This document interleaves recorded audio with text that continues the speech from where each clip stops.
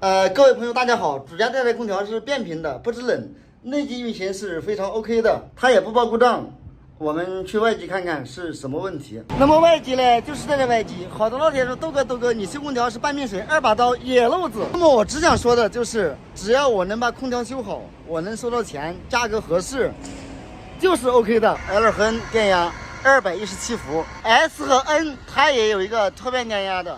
通过以上的测试证明的话，这电脑板是有问题的。拆掉电脑板，给主家报价更换电脑板。好多老铁说换板没有修板来得快，修板利润也更大，赚的也更多。但是我豆哥只想说的，你这样返修率也高，关键也要看你怎么跟客户沟通。修板保修10天，换板保修1年，换板价格当然是高200块钱，客户还是愿意换啊。电脑板呢已经拆下来了，这个板子的话我们是已经拆下来了，下来的话我们就给主家报价。